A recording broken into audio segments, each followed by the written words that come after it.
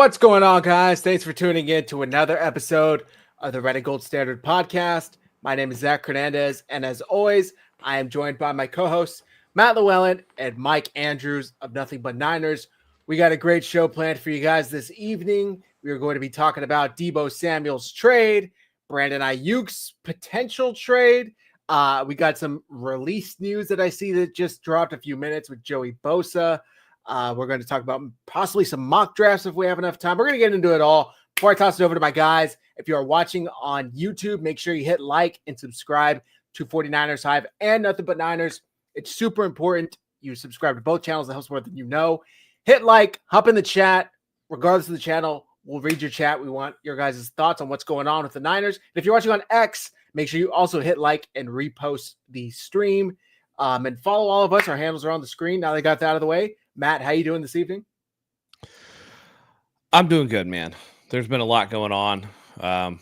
We'll talk about it, of course. But, you know, there seems to be a theme going in the chat prior to us going live. So let me just reiterate, God is good, my friends. Definitely. Mike, how you doing? I am well. I love my wife. She loves me. And we are ready to have a really, really good show, guys. So I am ready to have a lot of fun. Let's do this, man. All right. Let's get right into this. The breaking news that happened a few days ago. Deebo Samuel was sent to Washington in exchange for a 5th-round pick. Let me pull up the tweet here from NFL. I guess Ramsey had the official one, but you guys, this is good enough. Deebo Samuel, the boneless slings side of Ranch Annual is gone. Matt, how you feeling about this, and how you feeling about the return? Like I said, God is good, and they're lucky to get anything for him. He's been a bum for most of his career. So I know a lot of people will disagree with me. They'll point out touchdown numbers, but Jalen Hurts has a lot of rushing touchdowns, and they're all 1-yarders and shit. He had one truly great season. He had one 1K receiving yard season, and then only one other season where he had 1,000 scrimmage yards. Underperformed for what the contract was. A lot of issues off the field. Every single year it was, I'm in the best shape that I've been in since 2019. I'm in the best shape that I've been in since college. I've been in the best shape. And literally after the trade, he's like ready to reset it and do it again. I'm going to be in the best shape of my life going to whatever, fresh start, this and this and that. And it's just like, he was even called out. He was 225 going into last year by his own admission, which is way too heavy for what he was, what he was. So, between how he handled the contract negotiations, between how he handled the situation with Jake Moody missing, how he handled the situation of give me a shot, I just need more touches, and dropping touchdown passes. It's one of those things where it's like addition by subtraction, and it tells you what the league thinks of him that he got a 5th-round pick. All the people I know a lot of people are going to be sad about Deebo Samuel, but I told y'all, and the league, the compensation is backing me up. A 5th-round pick for this guy lets you know exactly what the league thinks of him. And the fact that the 49ers weren't willing to wait until after the draft. So I don't know, man. It tells you a lot. The 49ers are going to eat a bunch of dead cap money. Washington's going to take on the remainder of the contract. But again, other than 2021, he really didn't have a huge statistical impact on the game, and was more of like something that people, I don't know, were worried about as a gimmick. But again, when Christian McCaffrey came, the gimmick was up, the jig was up, and he just couldn't cut it as just a wide receiver. Mike, what are your thoughts on this trade? I like the trade, man. I'm not going to lie to you guys. I think the Niners got some decent compensation. His contract was one that was going to make it tough to trade him in general. We got a 5th-rounder out of it. Now, do I think that Deebo Samuel is going to be better than any 5th-round wide receiver that you can get in this upcoming draft? Absolutely. So that it's like, all right, well then, Mike, how can you say that and then say that he was worth a 5th-round pick, right? But that contract has a value in the exchange. And then I'm going to be honest with you guys about something else. I think Deebo Samuel is a really good weapon. Is he a good wide receiver? Absolutely not. Is he a good running back? Absolutely not. But is he somebody that you can put on the field, catch defenses off guard and make really big plays with, for sure. And so I think if you get him in the right place, in the right situation, and use the right way, he can be a very special weapon.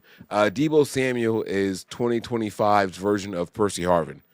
All right? You just get him on the field, use him the right way, and he can be special. He can be detrimental to the opposing team. That's who he is. Do the 49ers always use him the right way? Probably not. But I think that other teams can go out there and get something out of him, and there is a value there. And that value is at least a fifth-rounder. I still think that the Niners could have got a third or a fourth for Deebo if they played hardball and opened them up to the rest of the and open up to the rest of the NFL. Well, there's no way. No way. If everybody knows you're going to be releasing him, exactly. I think maybe if this was like a year or two ago, that we definitely could have had that argument for third round at the least. But the way his career has gone since 2021, it's not like it's been horrible. It hasn't taken some huge drop, but I think it's pretty clear he got paid off of 2021, and that was the outlier since he's been here from 2019, through 2024. 2021 is the outlier. His career was on an upward trajectory. He took off. He had that amazing year in 2021, like 1,700 total all-purpose yards, a shit ton of touchdowns. But then after that, the contract dispute happened, came back, didn't really have that same production. I'm fine with the fifth-round pick. Like Ian Sharp said, he wanted out anyway. And again, I think Kyle and John came to him and said, either you take a pay cut or we're going to be releasing you. Deebo said, I'm not taking a pay cut. And they said, okay, well, we're going to release you. And then they said, since we have a good relationship, we'll let you get ahead of this. And we'll let you say you requested a trade. We'll work with you to find a team you want to go to. And, everybody wins. We get a draft pick in return. You get to keep your image. Go ahead, Mike. Well, so I agree with what you're saying, but there's one thing that you mentioned, and maybe Matt kind of disagrees with, right? Like Deebo's not like the rest of these defensive tackles and wide receivers that are out there. Like we're either going to trade him if someone comes calling or we're going to release him. There was never the or we're going to release him part, right? It was just too much dead cap. I thought it was that was never assigned to Deebo. Not to my knowledge. Now maybe I missed some tweets. Untrue. Okay. Untrue. I thought it was 100%. Because where? Listen, what do you mean where? They're eating the whole dead cap as it stands. That's not true. Yes, it is. They're absolutely eating his entire dead cap hit for this season. The trade came with stipulation that Washington took his entire financial responsibility for Washington the took the remainder. Yeah, the base salary, but the dead cap is not part of the base salary. Okay, so here we go. The dead cap is the cash bonus, the signing bonus that they paid him up front. That's the upfront money. So that's what we're hearing. If you look at Brandon Aiyuk's contract, he counts $11 million against the cap unless they trade or release him, and then his dead cap hit would be $39 million. So it's different. Don't confuse base salary with the dead cap. I don't even want to mention Brandon Aiyuk. I thought, and this is where I'm open to being wrong.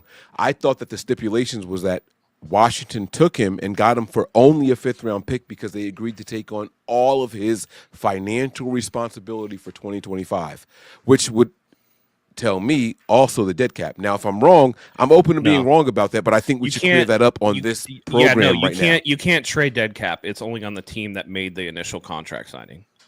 You can't trade dead cap. They'll be responsible for any bonus going forward or any like escalators in his contract, roster bonus, everything like that. But the signing bonus is not part of the contract. So that changes the way I view this trade then. That absolutely changes the way. So I view this trade as this is not true, by the way. Relief and dead cap relief. No, we took on a dead cap hit. We actually went from 50 million in cap space down to 34. We took a 16 million dead cap hit to trade him. And it's not spread over the next 2 years because it's not post June 1st. So you don't know what the fuck you're talking about, dude. I don't know if this is true. I don't know if either side is true. Let me be clear what I'm saying. I don't know if Dre is right because Dre sounds like he's kind of aligned with what I was saying. And Matt, you're saying something very definitive. Oh, well, that just sounds like you don't want it to be true. No, I don't give a shit. It's not my money, right? Like I don't care about that at all. What I'm saying is this, right? So I heard about Washington absorbing the financial responsibility for Deebo in 2025. Now, maybe I misinterpreted what that meant. I'm open to being wrong about that. I want to be very clear what I'm saying here. So, but I'm telling you what I thought that meant, and that's why I was cool with the 5th round pick. If we're eating that much cap space, if we are losing $16 million on cap, then the Niners would have been better off keeping him. Fuck letting him go. Fuck releasing him. We would have been better off keeping him and getting 500 yards out of Deebo and 4 touchdowns. And we could have got that in our sleep. So that's what I'm saying. That's why I just assumed, and we know what they say about assumptions, right? That's why I assumed that it was something different. Go ahead, please. I want to pull somebody this up. shed some light on it. Someone who I look to for this is Jason Hurley, Jay Hurley, and he has a website, 49erscap.com. I looked it up when you guys were talking. He has an article. According to Adam Schefter, trading Deebo Samuel to the Washington Commanders, he reports Commanders are taking on his entire $17.55 million in money due, which should be his $1.17 million base salary plus his $15,430,530 option bonus, $750,000 per game roster bonus, which counts $661,765 against the cap. Go ahead, get to the next paragraph. The 49ers will now take on his $31 million, $550,000 and $12 in dead money for 2025. Which is a loss of $15,680,000 in cap room for 2025, but removes any future dead money. So it seems like they're choosing to take it in 2025. They're eating the dead cap this year, so it comes off the books next year. Looks like Mr. Types and Caps, you need to look in the mirror and figure it out, dude. All right, so shout out Jay Hurley. Thanks, Jay Hurley, for the breakdown. I think that means that Tim Kawakami also backs that part of it up too. You may not want to admit this. I think both parties are right. So I assumed that they assumed and absorbed all financial responsibility for Deebo. It turns out they only absorbed half of it. They got the next year. We eat this year where we have $70 million in cap space, so we can absorb that $31 million this year. So I'm not saying that you're wrong, and I'm not saying that I'm right. I'm saying that it's a happy medium. Is what I'm suggesting. It's the whole $31.5 million dead cap hit is this season. This year, but next year we get $33 million relief based off of what Zach. Well, just read. I mean, technically yes, because you don't. The bill's no longer due after this year. It's no longer our bill to pay. Yeah. We pay for the so what they did was, but it changed. The dead cap changes year to year based on the signing bonus. No, it doesn't. No, and that's the point. It does. Right? So it is the signing bonus. If you look up, hear me out, and then correct me if I'm wrong. So, and this is what I think. I'm not myself. Okay, I'm over it. I'm over it. It's fine. No. It's not one of those things. I promise. I'm just. It's not one of those it things. is. It is one of those things. I'm tired of explaining it. I have people in the chat calling me a fucking idiot. Like I'm not. I don't care about the chat. I'm not. Matt, I don't have the chat pulled up, so I'm talking to you and Zach. I swear to you, I send you a screenshot. I don't have the chat pulled up. All I have is the private chat, and there's nothing in there right now. So what I'm saying is, I thought that Washington Commanders absorbed all of the financial responsibility for Deebo for this year and forward. No. What you're saying is, no, we absorbed it for this year, and then what Zach just read says that they absorbed it for next year. Yes, that's exactly what you just said. No, God damn it, no, I'm not doing this. So then explain it then. Like, don't get frustrated. I've explained it 3 times. That's why we do these shows. I'm not doing this shit anymore. So we eat the dead cap for this year, the $31 million. Yes, because that was the signing bonus. Washington this year is responsible for his base salary, and then they're responsible for the rest of the contract. That's $665 million or 665,000, whatever it was that Zach just read. But next year they take the 33. Bonus. Right, but next year they take the 33 million. Because there's roster bonuses and everything attached. Right. So there was okay. So this is what my point was. But the dead cap changes from year to year. Yes. Yeah. So it's okay for us to meet in the middle, bro. But that's what. Do you get what I'm saying? I thought they took it for this year and next year, and you're saying no, they took it for just next year. So fine, you were right, but I knew that there was a dead cap relief in them trading for him and acquiring him for only a 5th round pick. They took on the dead cap hit for next year. That's what Jason Hurley just said based off of what Zach just read. They get the 33 million next year. We got the 31 for this year. That's so it's a happy medium. It's everybody wins. It's really not. It's really not. Okay. Regardless, Zach, please chime regardless, in. No, don't say regardless. Come to a conclusion. Read it again. 31 million this year. All right. And then we're done with Deebo. And then that's it. Deebo is no longer counting against the 49ers contract, no longer against the salary cap after this year. So it's not your mom's a spread hoe, out. bitch. All right. Let's relax here. Since it was if it would have been post June 1st, what would it have been? 15 million. But since it's not post June 1st, which would have happened with a release, we lost Matt. So all right, let's keep rolling. Yeah, it's fine. I'm sure he'll be back. Do you understand what I was saying? At least I do. I do. I was wrong. I'm okay with saying I was wrong. I thought that we got the dead cap relief this year, and I was wrong based off of what you just read from Jason Hurley. I have no problem admitting that I was wrong with that. I thought we got the dead cap relief this year, but it's next year for the $33 million. And this year, the 49ers, not just the 49ers, but the entire NFL received another $22 million in cap money because of the TV and TV all that stuff. Right. Deal. Yeah. Yep. So we decided to, all right, we'll eat it this year if you give us relief next year. And so that's where I was wrong. I have no problem admitting My bad. I closed out all my windows. Oh, there you go. Okay, I was just trying to get an understanding. This is not about you're wrong, I'm right, and all that. I just wanted clarity. That's all I wanted. I don't give a fuck about who's right or wrong. Deebo's gone. Bottom line, we're all happy about that because I'm tired of them forcing plays to that dude. Right? That's number one. Number two, I think that Deebo was not a good route runner, not a good wide receiver. Right? Oh, a good weapon, sure, when he's motivated to play. Right. He's been in here overweight. We don't like what he's been doing, and we probably expect him to take even another step back next year based off of what he did this past year. So I think we're all on the same page. I just wanted us to get clarity for the other viewers in the chat. This is not about who's right or wrong. I just wanted clarity for everybody. That's all I wanted, guys. That's it. I know. I'm just playing it up for chat. So I'm happy with this because and Mike, I know you said you hadn't heard anything about he would have been released. I did a quick Google. I saw this article from Fansided talking about Tim Kawakami with The Athletic back when he was with The Athletic. And he talked about how, oh crap, I'm sharing the wrong.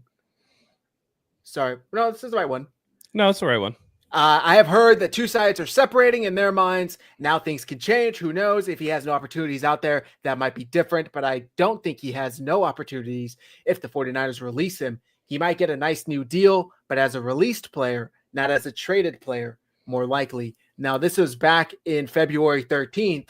There were definitely rumblings that the relationship was over and they were going to be parting ways one way or another, whether it was a post June 1st release or trade.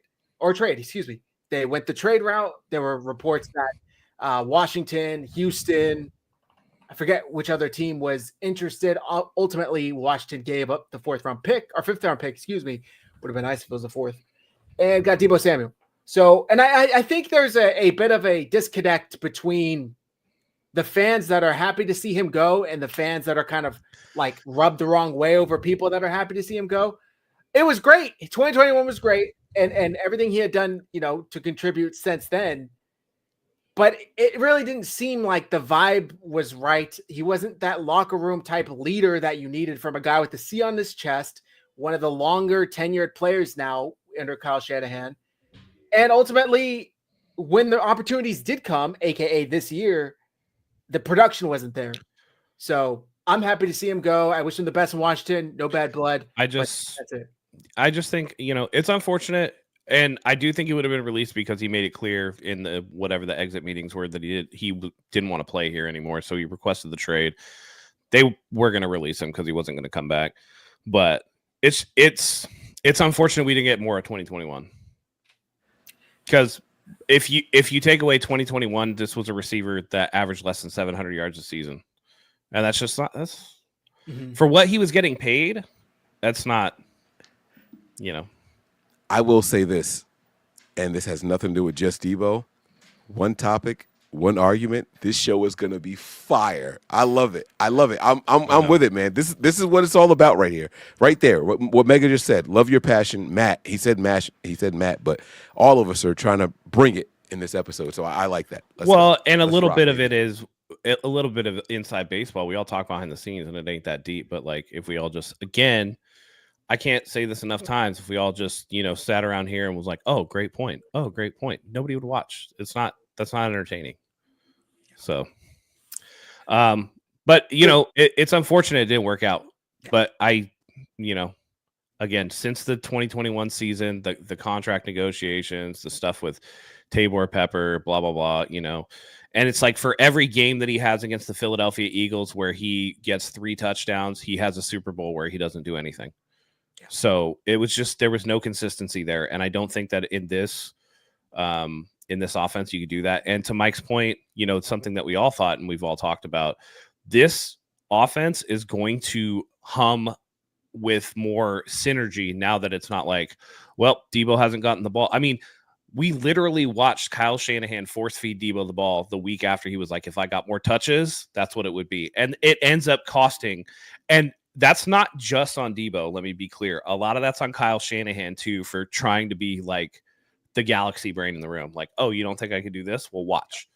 Oh, you don't think, you think that I'm just going to run all the way in this Super Bowl? Watch me air it out with Jimmy Garoppolo for some reason in the second half of the Super Bowl or whatever it is. So, it's a culture thing all the way around. And I just thought that the relationship came to its end at that point. That's very key with what you're saying, right? I personally, I won't speak for anybody else on this platform. I was tired of seeing Kyle Shanahan force the ball to Deebo, right? And it was like, we're going to get the ball in his hands 8 times this game no matter what. Like, I was tired of seeing that. Like, let's go out there and run plays versus the defense. Fuck satisfying Deebo, right? Like, let's get rid of that. So I'm happy that that's now out and we can run an offense and see who is going to be the guy and then play to their strengths through the duration of an entire game. I love that. And that's what made me happy. And that sounds bad, right? That sounds like I'm hating on Deebo, but that's what made me happy, saying that, cool, Deebo's out of here now. Now we get to see a full 49ers offense without trying to force feed one specific person. I love that about what's coming for the 49ers. Well, and here's the thing, Mike. This is the whole point, and I think that this is lost in the sauce. Every critique about Deebo is about the football player, not about the person. I don't know Deebo, the person. All I know is what I see on a football field. Yeah. And so that's all I'm judging it off of. As far as I know, Deebo's never been in trouble with the law. As far as I know, Deebo don't, Tyreek kill his wife or whatever else. You know what I'm saying? So that's fine with me. Real quick about this, and then we could start to move on. One, unfortunately, I think for a lot of fans, the lasting image of Deebo Samuel is going to be him complaining about not getting the ball enough and not, washed. I just don't get enough opportunities. And then that Thursday night game where the Niners season was on the line and Brock Purdy put it right on him on 3rd down or 4th down, whatever it was. And it just hit him both in the hands and he kept running and the ball went that way. Unfortunately, I do think that's going to be one of the last memories a lot of the 49ers fans have of him. And 2, this comment from Lily, I think, not Fire Parag. 49ers took an L with the contracts. It is worth noting that, Deebo Samuel was kind of the first one who had the Niners by the nuts and was like, either you're going to trade me or you're going to pay me. And that was the first, under Kyle and John, I should say, that I can remember, big, ugly offseason contract dispute that got really nasty into the late offseason, preseason. And then it happened with Brandon Aiyuk, Nick Bosa. And now Deebo's traded. Aiyuk rumors. I don't know. Maybe they feel some type of way, Matt. Yeah, and I said it on the show when Deebo was going through the contract thing, and they pretty much let him get it. I was like, man, if Deebo Samuel's going to do it, the other players are going to do it too, and you're going to see it more and more. And it's like a culture killer to do that. And now we hear rumors that they want to get out of Brandon Aiyuk's contract, and Brandon Aiyuk went through a very, very contentious, And I know you mentioned Nick Bosa, but we didn't really hear. I mean, Nick Bosa held out but there wasn't that It was- play in public, right? Even Fred Warner got done really late, and George Kittle got done really late last time, but you never heard anything about it. When it became Deebo out in public with the whole nightclub thing with this and the liking the Cowboys edit jersey and all that other stuff, that just leaked forward into Brandon Aiyuk's contract negotiation. And Brandon Aiyuk, being less experienced than Deebo Samuel, probably looked up to Deebo Samuel and how he was conducting business. It was like, well, it worked for Deebo, right? What's good for the goose is good for the gander. I'll do it too. So I think that was part of that negotiation. And it's not good for the culture. And you can tell that they don't want, really to be in that business.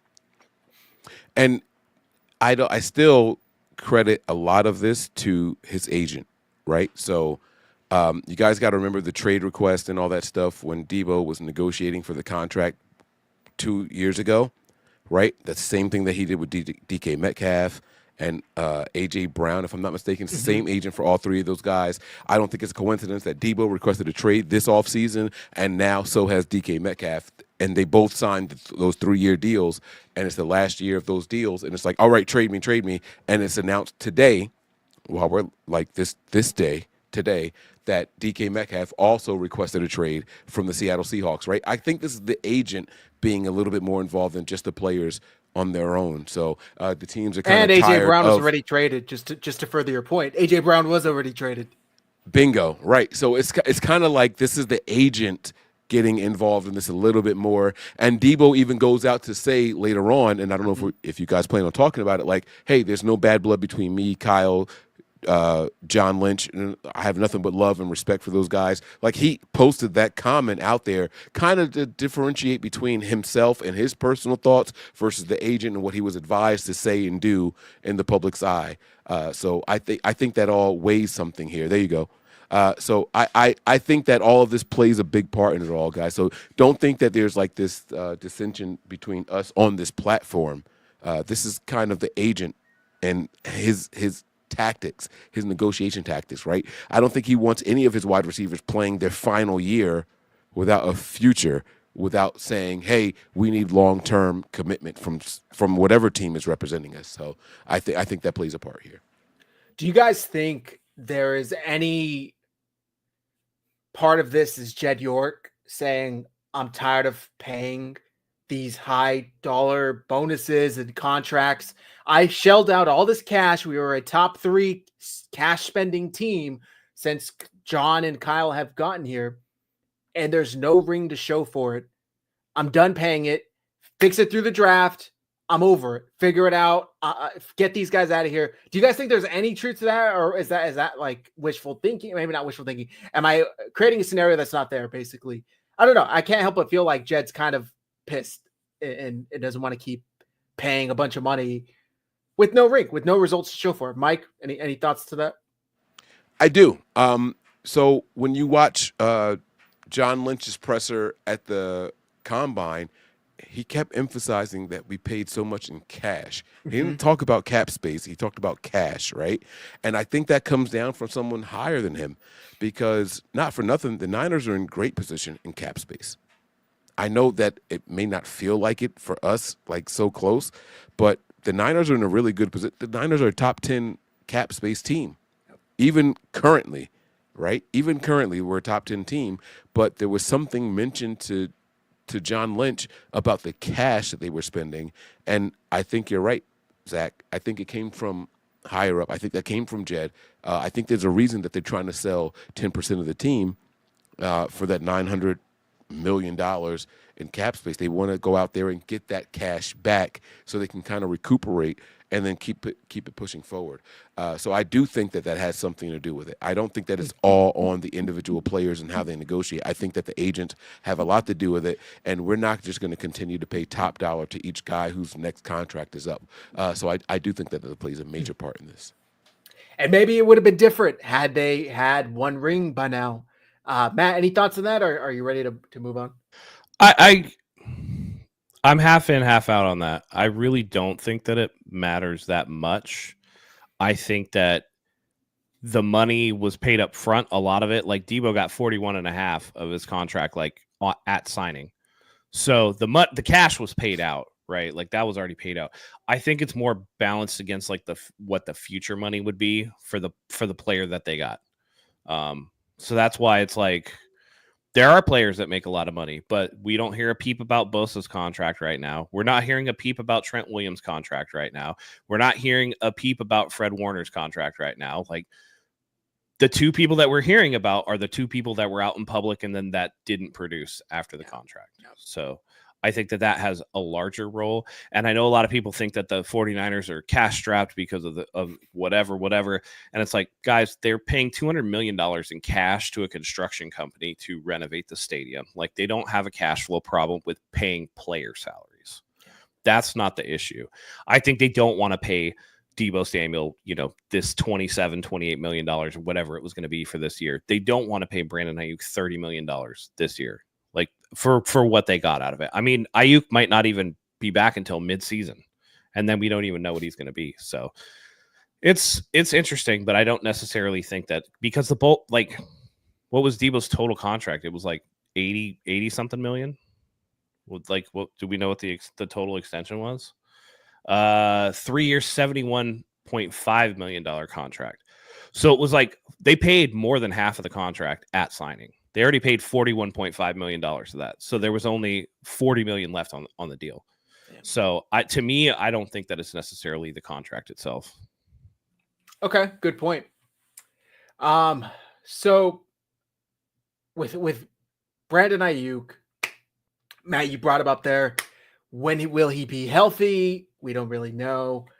There are rumors that they are open to trading him. And Mike, the same press conference you talked about, John Lynch at the Combine, he talked about cash specifically. That raised a red flag in my head, and wanting to get younger. And he very easily could have said, now there's no truth to that. But he said, we're always open to making a move like that if it betters our team.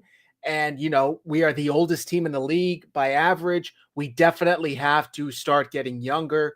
They now have 12 picks in this draft.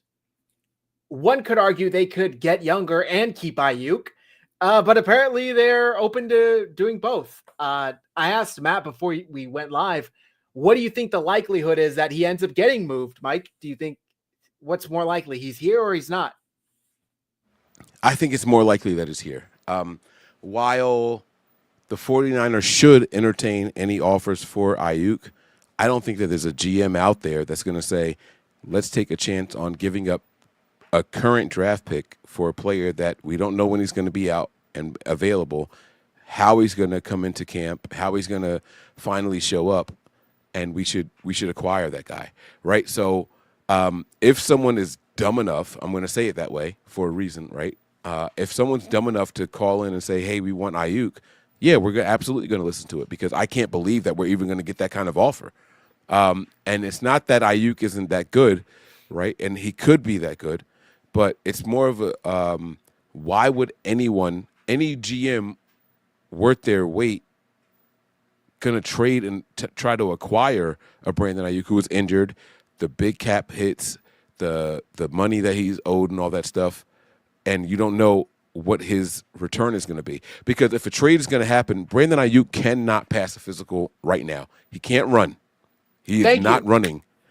You know what I'm saying? So that tells me that there's a little bit more to it. So that's where I side on all of this. No one knows the status of Brandon Aiyuk, when he's going to be out there, when he's going to be healthy, and what he's going to be able to contribute to a team in the 2025 season. So if a GM is going to call and say, hey, we want Brandon Aiyuk, it's like, wait, you really do?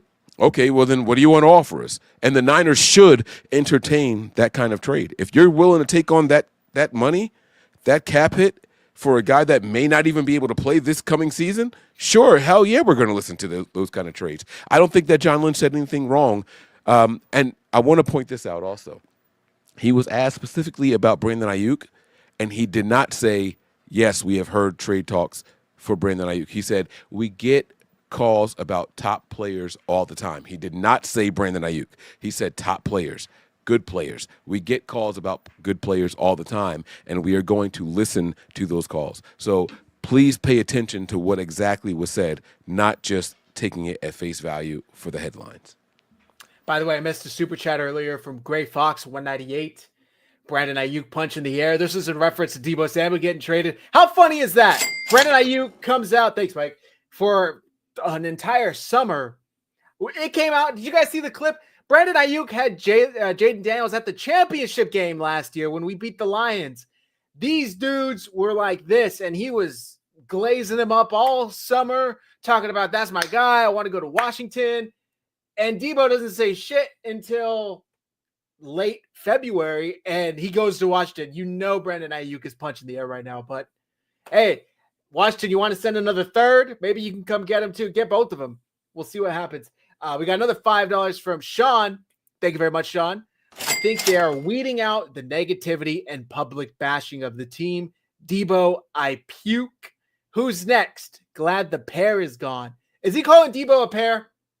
Because that's hilarious. He's talking about his body shape. Because Deebo was definitely wider at the lower half than he was at the top half. So that's exactly what he's talking about here. And, you know, if teams are willing to take that on, hey, great for us. Bad for you guys. Good luck. Here you go. Have them. So I agree with the super chat here. We got another super chat. Thank you very much, Delvin. Delvin says there are a lot of things up in the air right now for our team with the Super Bowl being hosted in our house this year. I want to win it at home. So do I, damn it. So do I. But look, so much is always happening in March, April, May. The 49ers now have 12 draft picks next month. 12 draft picks, top 10 in cap space. Mm-hmm. Joey Bosa just got released. Devontae Adams just got released. I mean, there are plenty of opportunities to get better. Did you say they're top 10 in cap space? Aren't they? After the Deebo trade, they're 20th now. Okay. Well, yeah. They were top 10 in cap space. That was one of the moves that they. Yeah, they're 20th now, okay. And that's why I don't think the Brandon Aiyuk trade makes sense, because they'd have to eat another huge dead cap, and if they do that, you're basically telling the fan base you're not trying to compete this year.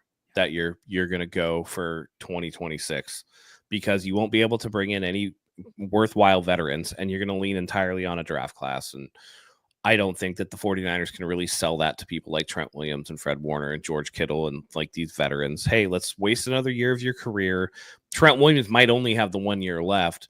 We're not going to be able to go out and get a free agent like Drew Dahlman or the recently released Joey Bosa or whoever else you guys want to get. There's potential that Jonathan Allen could be released by the Commanders after he was, kind of talked about in the Deebo trade a little bit. That goes a little underreported as well, but they're not going to be able to get any of those guys if they trade Brandon Aiyuk and have to eat another huge cap hit. It's just not going to happen. So that's why I think he'll still basically be here. And like Mike said, very good point that any team that would want to trade for him would have to like waive the medicals part of it. They'd have to waive the physical. And I just don't see that. So likewise, by the way, I think the 49ers set themselves up pretty nicely to have a quick sort of retooling, not a rebuild. If they think they have the guy with Purdy, who's still under contract for another year, you still have McCaffrey. You hit on last year's draft, which was hugely important. Like I said, you have 12 picks in this year's draft. You have enough money to sign a couple key free agents. And if you hit on 3 to 4 starters in this draft class, they're in great position. I mean, look at how quickly the Commanders were able to go from, worst to first, maybe not necessarily first, but you know what I mean? Look at how quickly the Rams were able, everybody had the Rams in the dust, in the garbage bin. And then they get guys like Jared Verse, and then they get the 2 defensive linemen. They really hit on a couple of rookies, and that just turned their entire franchise around. The 49ers are in a great position to do that. They have the 11th pick, and because of the value that quarterbacks are given, a couple of really talented guys are going to be falling down that draft chart to number 11, and I think they sit in a great spot. Before we get to the draft, that we're a little too early for that, let's talk about these recently released free agents, starting with Joey Bosa. He was just released from the Chargers about 20 minutes before we went live here. Both of you guys, Matt, I'll start with you. Would you like to see the 49ers bring him in? It depends on how much it's going to cost. Obviously, that's going to play a huge role in everything. I think that they can be had for, less than they would have otherwise. In particular, obviously, with the ties to his brother, Joey Bosa is going to be a big one that people are going to really want. just remember that he has had some injury problems, and then you have to factor that in. If you're going to bring him in, then you're going to want to keep somebody like a Leonard Floyd, because you're going to want to rotate those guys or have depth in case one or both get injured. It's not going to be a situation where, the recently extended Max Crosby, who got a huge contract from the Raiders, huge guarantees, where that guy is dependable, year in, year out, or a Myles Garrett is dependable year in, year out. And I know people want Myles Garrett. The Niners would have to give up 11 plus more to get Myles Garrett, and I don't think that's a wise allocation of resources for one player. But again, if you want to bring in somebody like a Joey Bosa, if you want to take a flyer on Devontae Adams, if you want to take, whoever else is out there, then by all means, absolutely. But make sure that it makes financial sense for the team, especially after this Deebo cap hit.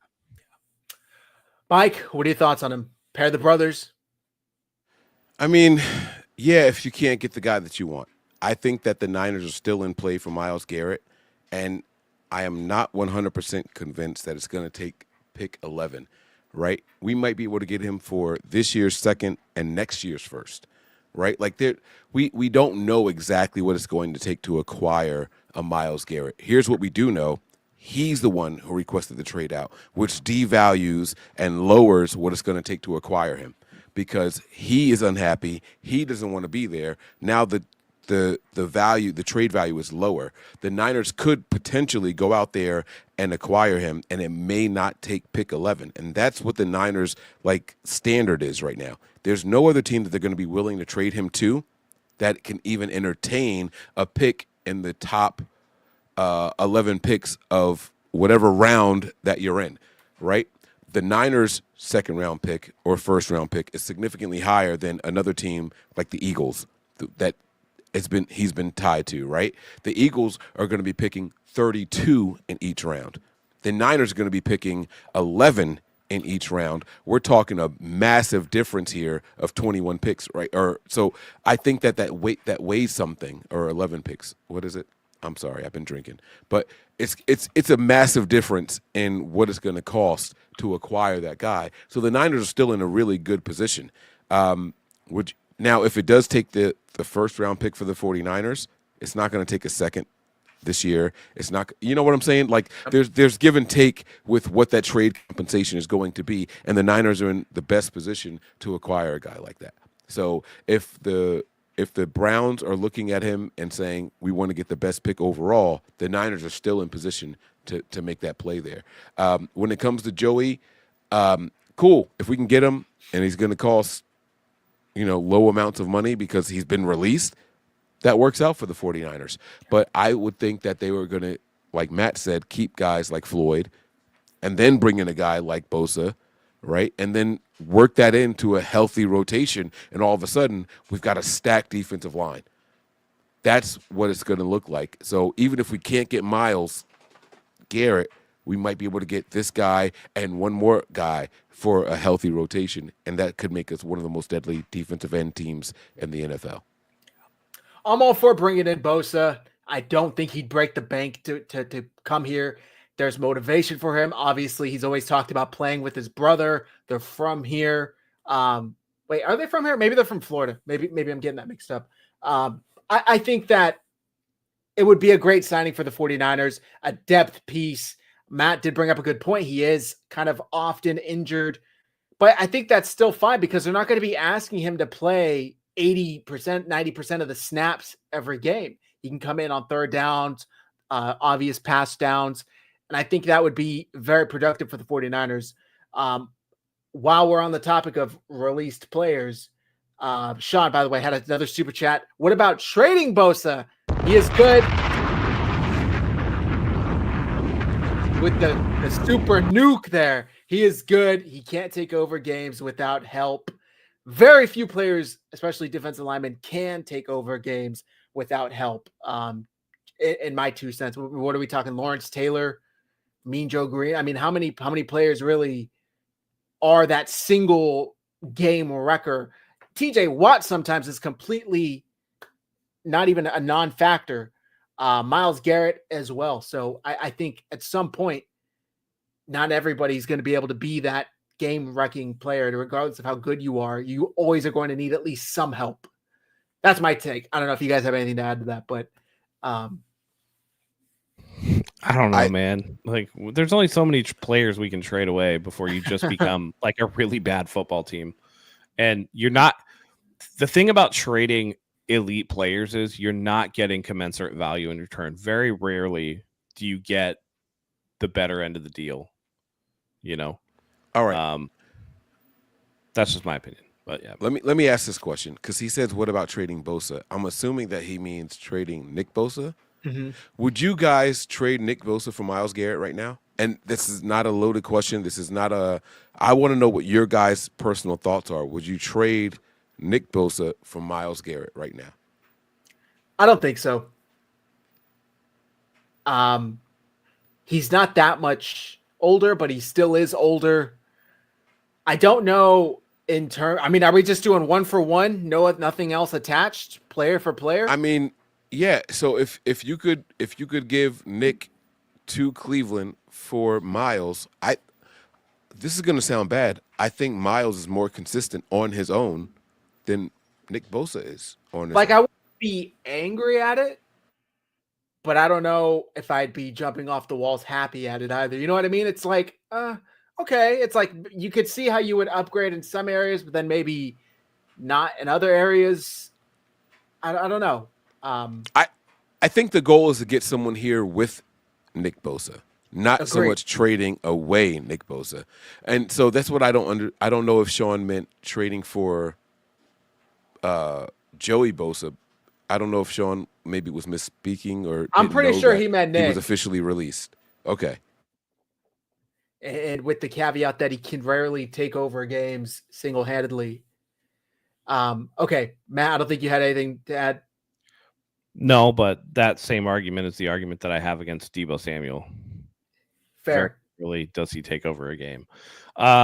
It's hard. I think that Myles Garrett has been more productive than Nick Bosa, but it's not an apples to apples comparison, right? Like, the teams are completely different, and the scheme is different, and how they do things is different. So, just last year, we lost to the Cleveland Browns. They had the number one pass defense in the NFL, like 2023.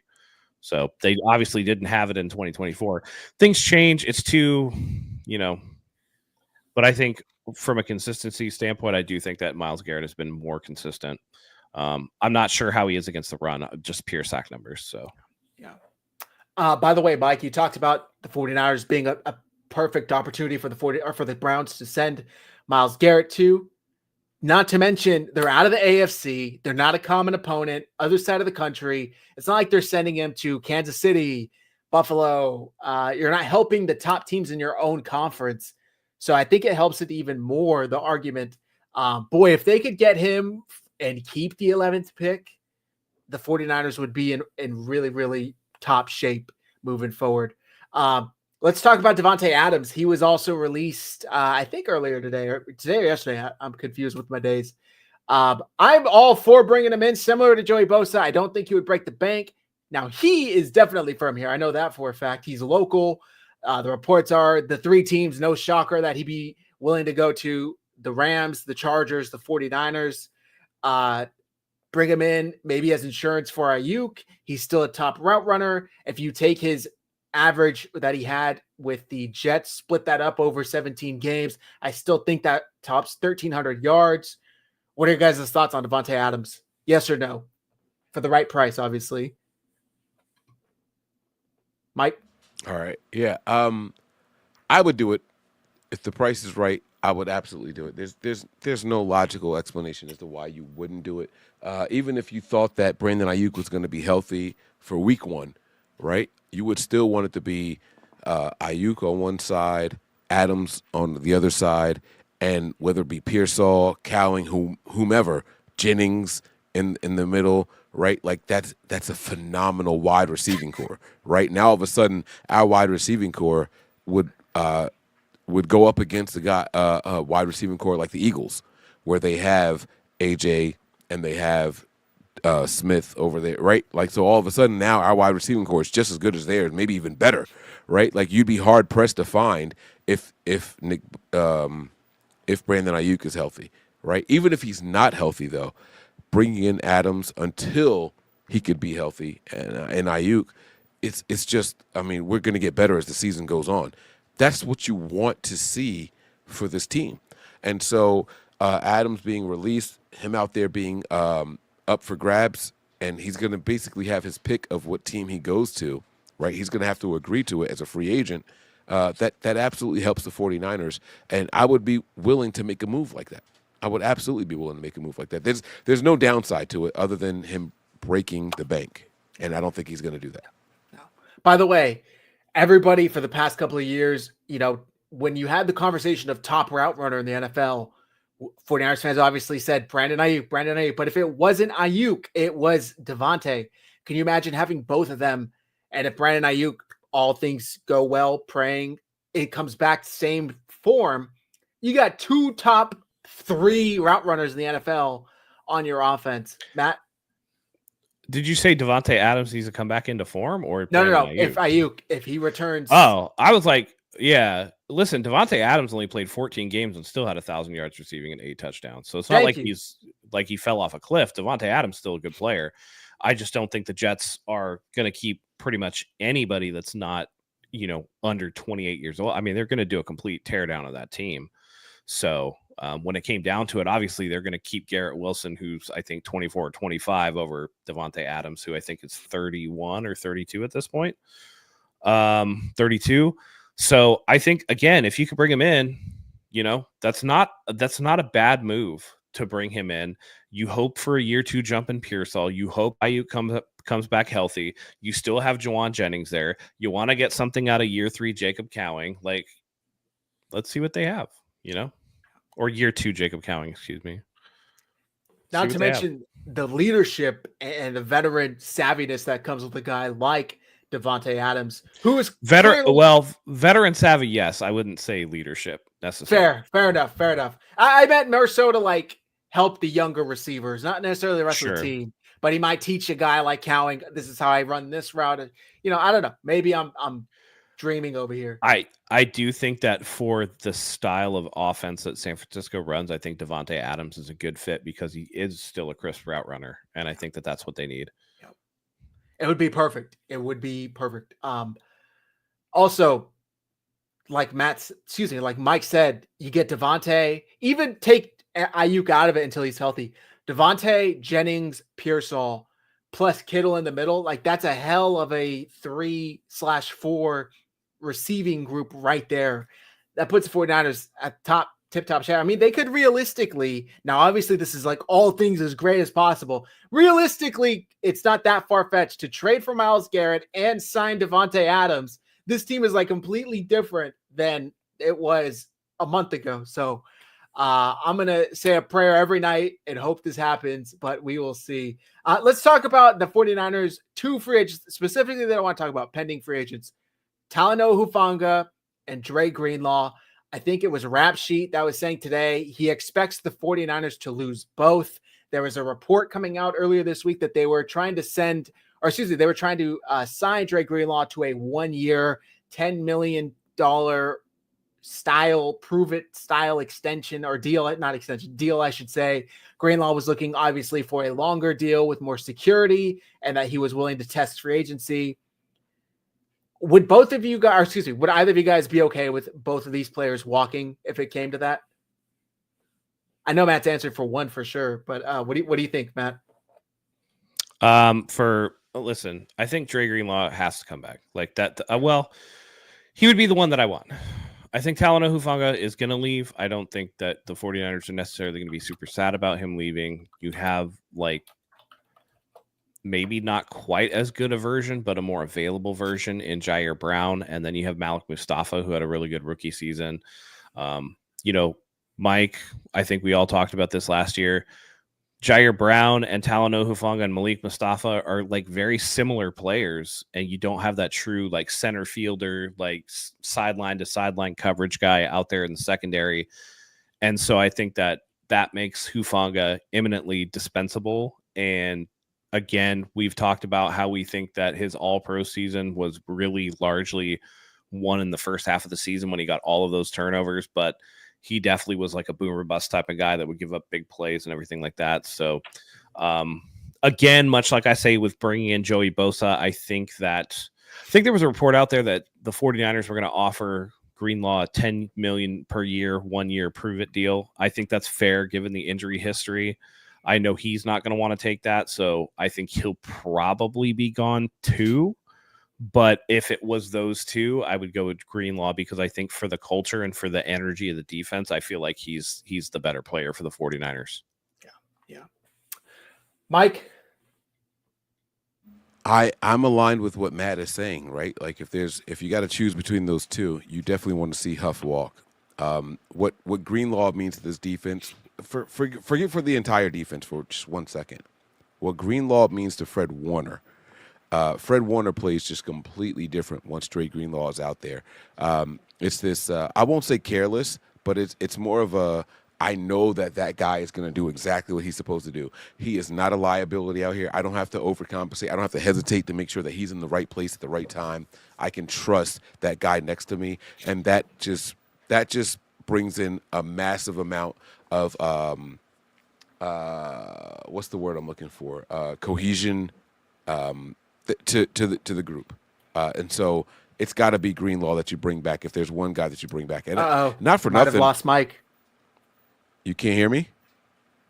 There you go. I can hear him. I heard him the whole time. Okay. Oh, okay. It was just me. Sorry.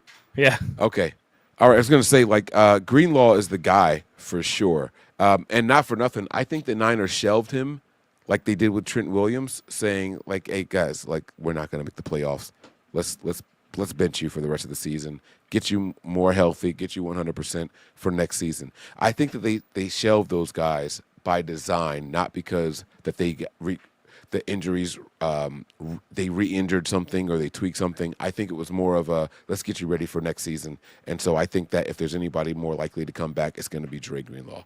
And I wouldn't be mad at them giving him a long-term deal.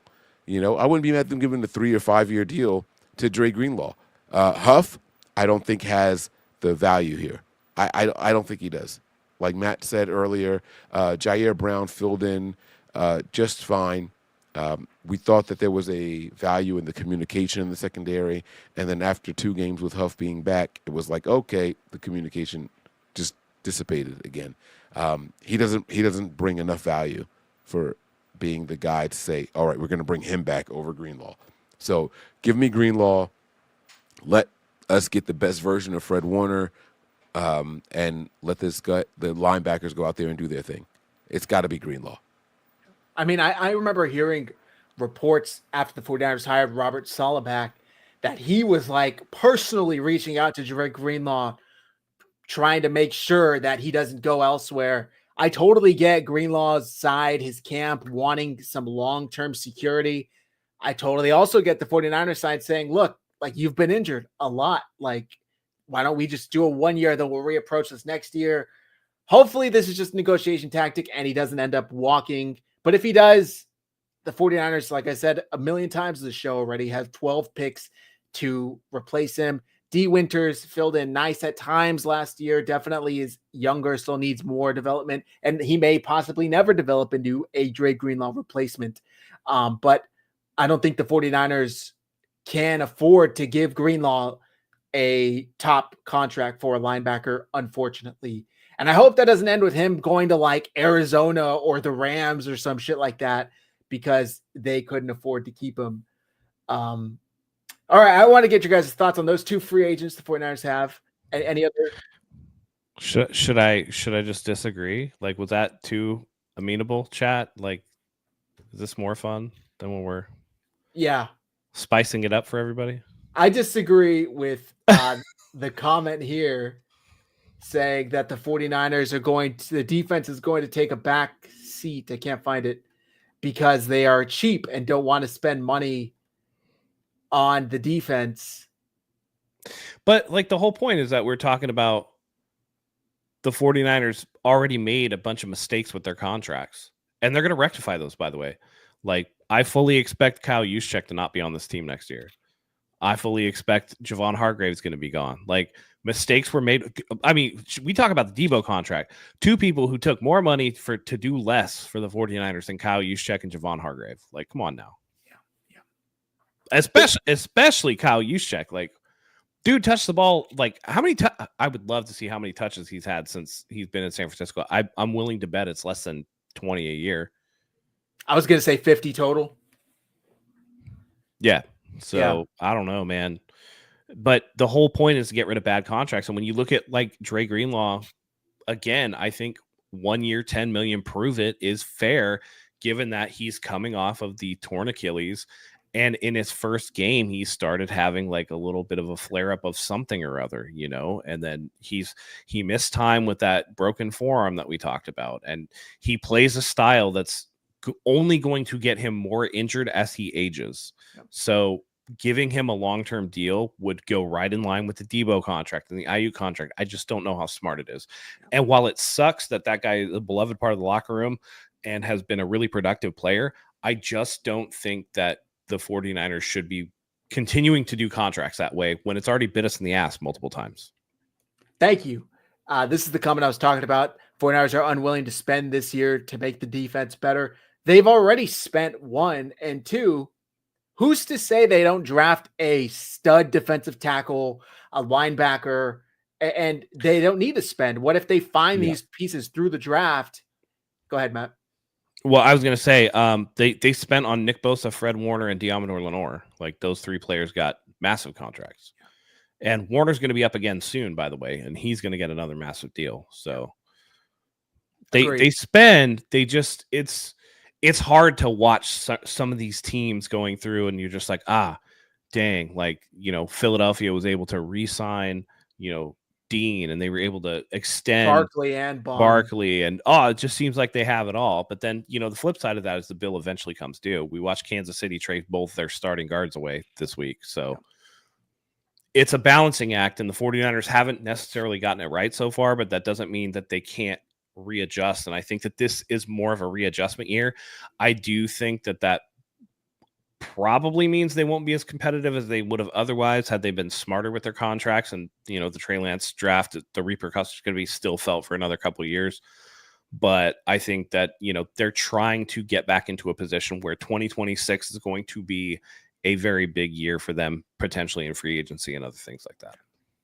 Agreed. Definitely agreed. And I think that they're trying to bite the bullet and get these contracts off this year while still remaining competitive. It's a very tough thing to do. But just remember, guys, everybody can't get paid. There are going to be losses, unfortunately, in free agency, and you just got to hope they make the right decisions and not pay the right people. I mean, look what happened in 2019. DeForest Buckner was the odd man out, unfortunately.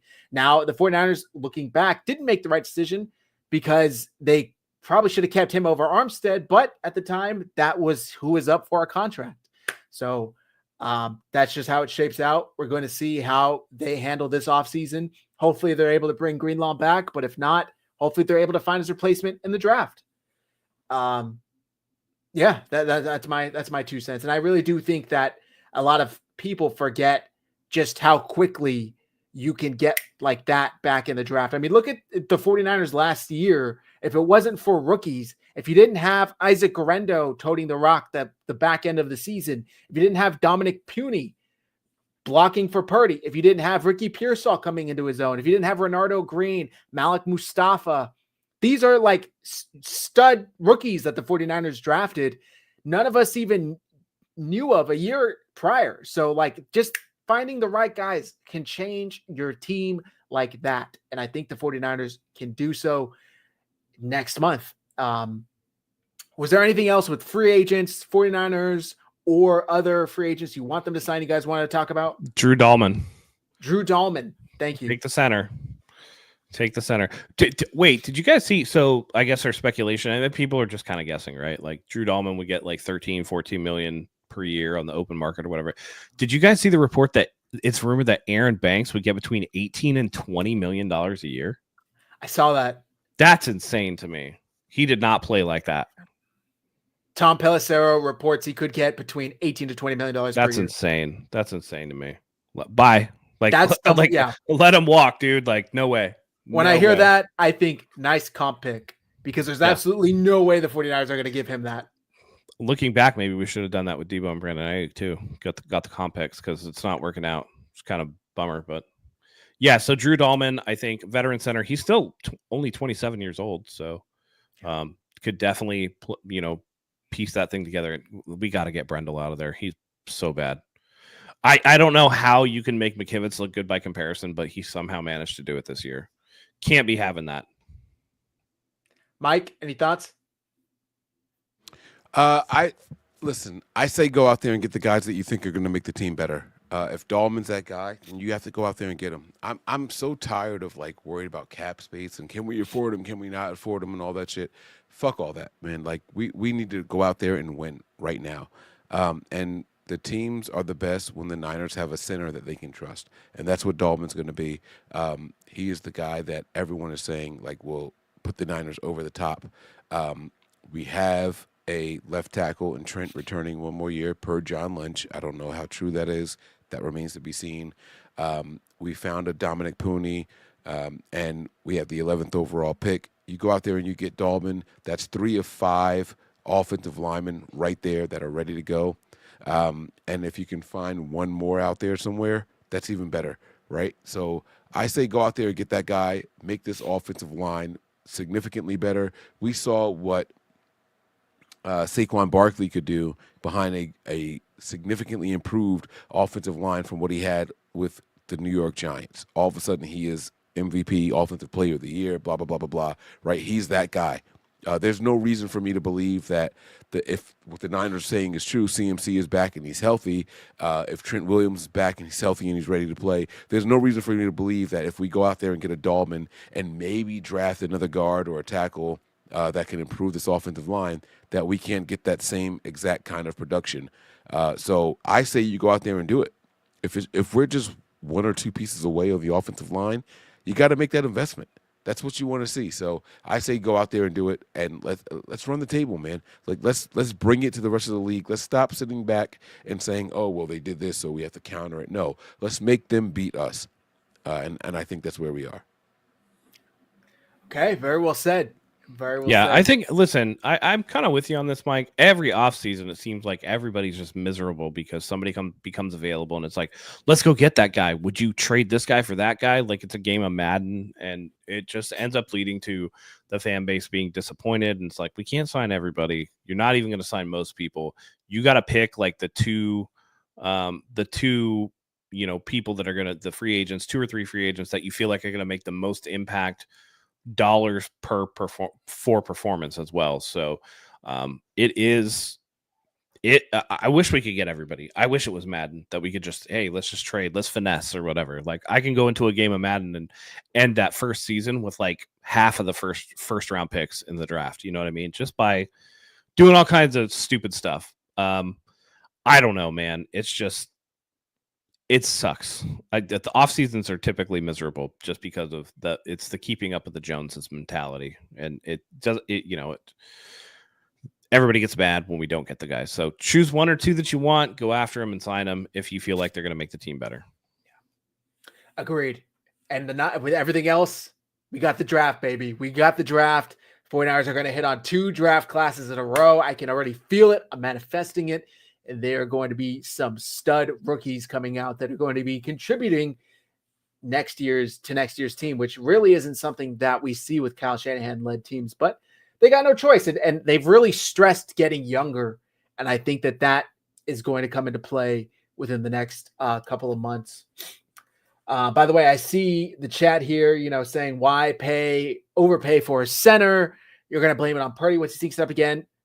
If Purdy does play poorly, can we at least try to have a good center in front of him to make sure that it's actually him? Like, can we at least give him more than 2 seconds before the center's flat on his ass, getting bull rushed by the defensive tackle? Like, why don't we at least try first? Yeah, we went real quick in the Super Bowl year of Brock Purdy's carried by everybody else to everybody's hurt and everybody sucks. So Brock Purdy, like, it's his fault. Like, I don't understand it, man. Yeah. You missed Aiyuk for most of the year. You missed Christian McCaffrey for essentially the entire season.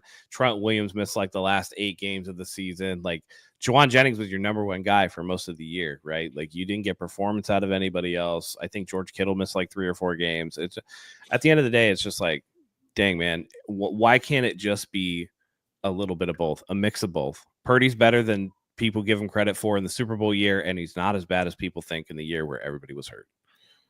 But I think that a way that you define Purdy is with giving him a solid offensive line. You don't have to have 5 All-Pros. You have to have 5 Pro Bowlers, right? But give him a decent offensive line so we can truly assess what Brock Purdy is and isn't, right? I'm not opposed to the Niners not extending Purdy this season, making him play on his last year, right? You don't have to worry about a franchise tag. He's under contract, guys, right? So let's make this the worst case scenario, right? The Niners make Purdy an offer, and the rumors are out there. Oh my God, the Niners offered him $45 million a year. We don't even know if that's true, but let's just say that's the case. And Purdy and his agent are like, "Yeah, right, dude. Like, I'm not taking $15 million less than Dak Prescott, right? I'm not taking $12 million less than Trevor Lawrence, right? I'm not doing that, right? Let's just say that's the worst case scenario. Cool. We can't come to an agreement. You're going to play on your last year of rookie contract. We still have you for the next year franchise tag and the year after that franchise tag. Let's see if we improve the offensive line, if you are that guy or not. There are much worst case scenarios than what we're faced with. And so we kind of have the money in hand. We have the control right now to go out there and really define who Brock Purdy is or who he isn't. And we can't just let that go. We can't just sit here and be like, okay, we believe that guy is the guy. Let's go out there and give him the big bucks, even though we don't know. If there's anything that Jed York is frustrated with, it's that part right there. Deebo had us by the balls. Aiyuk had us by the balls. Trent Williams had us by the balls, right? Maybe that's what they're tired of when they talk about this cash that we're giving out. We don't have to give it out. We're not forced to give it out. Let's go out there and see if this guy is actually worth it, right? The 49ers were projecting that if we pay these guys, they're going to exceed expectations. I think it's fair to say, based off of the new contracts, Deebo didn't exceed expectations. Brandon Aiyuk didn't exceed expectations. Why on earth should we sit here and assume that Brock Purdy is going to exceed expectations, right? In a year where the offensive line wasn't that good, did Brock Purdy exceed expectations? I'm not asking rhetorically. I'm asking you guys now straight up. Based off what we saw last year with a less than average offensive line, did Brock Purdy exceed your expectations for what you thought he could do, Matt? Did Brock Purdy exceed what you thought he could do, Zach? I want to know your guys' honest answers. Last year, no. 2 years ago, yes. But 2 years ago, we had a healthy Trent Williams.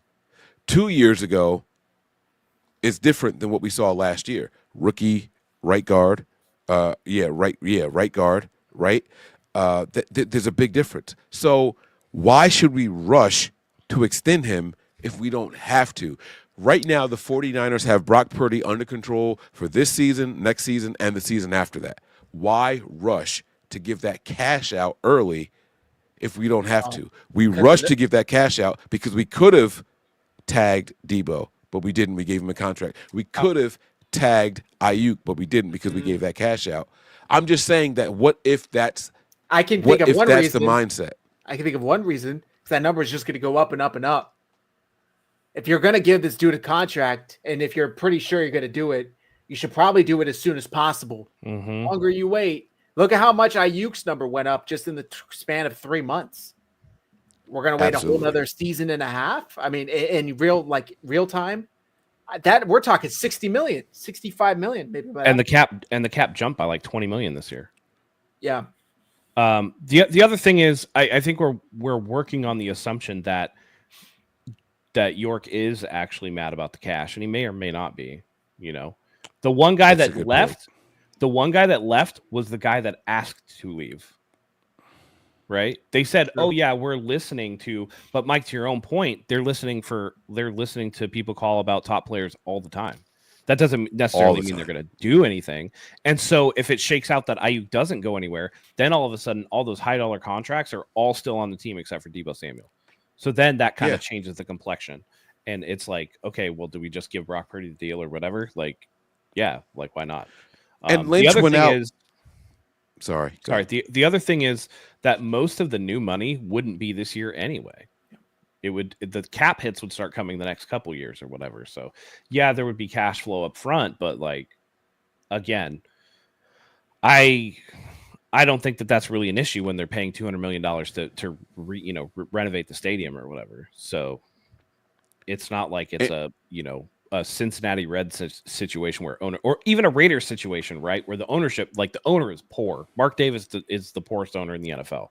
He's not going to have a ton of capital. And again, it's a minority stake. And I'm not a business person, but I imagine stuff like this happens all the time. There are people that, like the Warriors have an ownership group or whatever, where there's guys that buy in, buy out all the time. That's just kind of how it is in this day and age. Mike? I was going to say, MDS just posted a comment. Purdy can't even play in the rain, right? Like, what if this is the year for us to evaluate him in the rain? What if next year is the year for us to evaluate him in the rain? Because I'm not going to lie to you guys.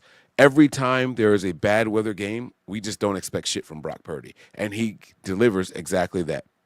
Ain't shit, right? Like, I'm not willing to sit here and give you $45, $55, $60 million, and you can't even play if the weather isn't fucking perfect, right? So let's improve the offensive line. Let's improve the weapons that you have, and let's just see what you can do before we just commit to giving you top quarterback money. The market is the market. For anybody out there thinking that the Niners can possibly offer $45 million and Purdy accept it, you're wrong. His agent is not going to let him accept that, knowing what the market is for a guy that is the franchise quarterback. It's just not going to happen. And so if that's the case, or if it's not the case, we need to know that before we commit that kind of money to you long term. So, hey, we offered you 45, which is what the reports are. And I'm not saying that I believe that's what the reports are, but let's just say those are accurate, right? We offered you 45 because we don't know exactly who you are, game in, game out, weather in, weather out, right? Let's just say we don't know for sure. I think the Niners owe it to themselves to try to find out that answer. So let's improve the center position. Let's get Trent Williams back out here healthy. Let's draft Mimbu, who is a bona fide starting right tackle, and now you got 4 of the 5 offensive linemen improved. Let's go out there and get a Devontae Adams. Now you got a real wide receiver 1 and a real wide receiver 2, and you could throw Jennings in the slot if you have to, right? Now you know what Jennings can do as the third guy. He can get you 1,000 yards as the third option on your team, and if Purdy still can't answer the bell, you, sir, are not worth us investing $60 million a year in. I say that we become more cautious in that sense right there. And I think there's a value in that. And if Purdy's not willing to accept it, what's he going to do? Walk away and not play football? Okay, sit out on your $1 million year. Who gives a fuck if that's what you're going to do? Are you really going to try to hold the Niners to the wall?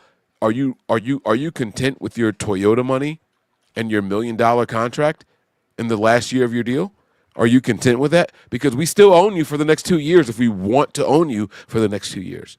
And that's going to be cheaper than giving you $60 million a year for the next 3 years. That's 180. The Niners aren't going to get close to that if they have to let him ride out on this fourth year and tag him the next 2 years. It's still not going to equal $180 million for the next 3 years. So we have nothing to lose right here.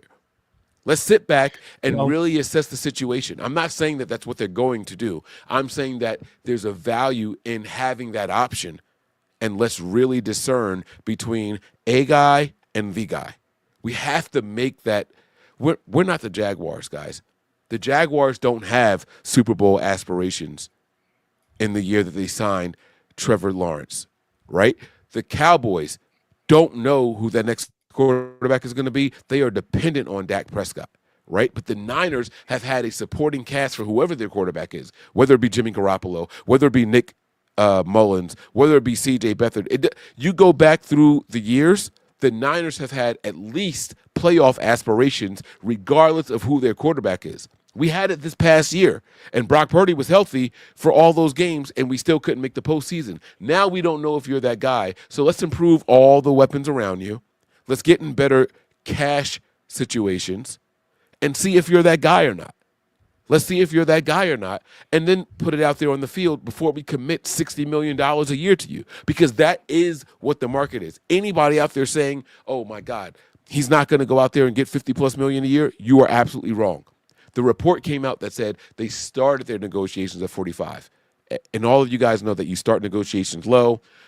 They started high. You meet somewhere in the middle. That middle, you got 45, you got 60.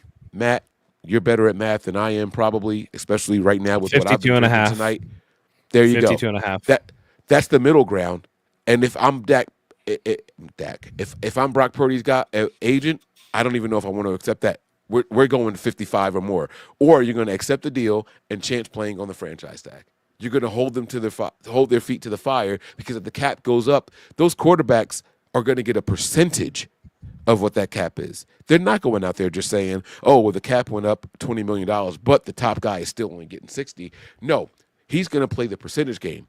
Quarterbacks get 21% of the cap space. So now if it goes up another $20 million, now all of a sudden we got to pay this guy $65 million. The Niners don't want to be in that position. They would much rather prefer to pay Brock Purdy just $60 million before it goes up another $20 million. You get what I'm saying? So we owe it to ourselves to make sure that he is actually that guy.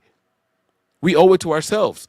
And so let's go out there and do it that way. Let's secure everything and everybody around Brock Purdy, offensive linemen, the offensive weapons. Christian McCaffrey's back healthy, right? We don't know if we're going to have Mason or not, but we got Isaac Guerrero. We saw what he could do when he's out there and he's healthy, 6 yards to carry, right? Mason, 6 yards to carry, 7 yards to carry. We know what the backups can do at every other position. Jawan Jennings, if not ejected in that game, is a 1,000-yard wide receiver as wide receiver 3. Purdy, your excuses are out the door. And if you can't do it with those guys, we're not giving you $60+ million a year. That's the bottom line. We owe it to ourselves to figure that out. I think that's fair. I think that's fair for the 49ers. I think that's fair for Brock Purdy. I think that's fair for the fan base. We owe it to ourselves to go out there and see if he's really worth it. That's where I'm at. So let's go out there and do it. The problem with that is that the only other example we have of a team letting a player play out his rookie contract and then franchise tagging him twice is Kirk Cousins. And then he didn't even stay.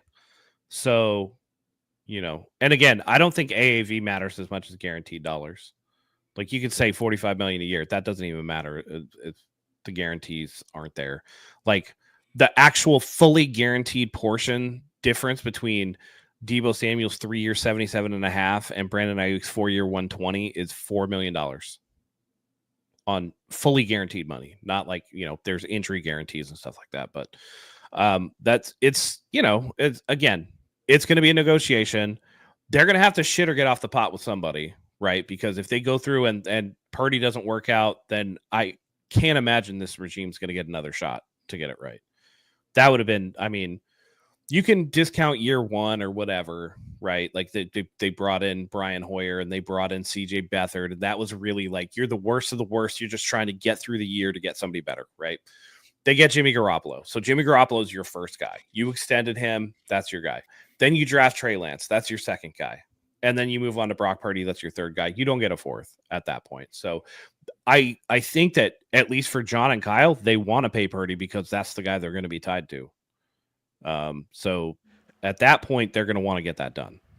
And go ahead, Zach. I'm just going to say real quick, and there you go, Mike. There's also the human aspect to this.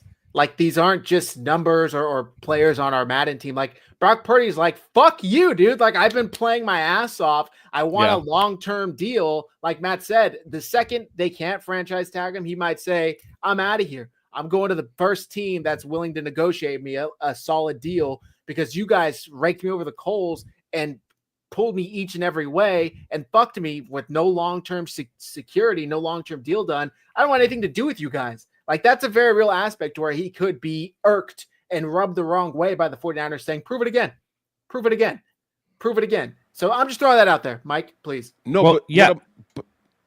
Go ahead, Matt. Mike, I wanted to ask you. It's the same question that you asked us earlier, right? Do you think that Brock Purdy played up to expectations last year, or outplayed his expectations last year? Outplayed? No, absolutely not. We saw more poorly thrown passes, low passes, high passes, underthrown, overthrown. Like we saw more flaws in Brock Purdy last year than we have his entire tenure here with the 49ers. Okay. But that still doesn't mean that he's not the guy. Wait. Let me ask you a question, though. It's a follow-up question. Has Brock Purdy outperformed his contract? Yes. Well, easily. So that's 100%. And anyone who says no is full of shit. Is full of shit, right? Because he was Mr. Irrelevant, but Mr. Irrelevant has actually never even got to this point where we're talking about paying them money. So this is uncharted territory for everybody, and it's got to be a balancing act between respecting what he's done for no money and then being like, you got to prove it to us before we give you money.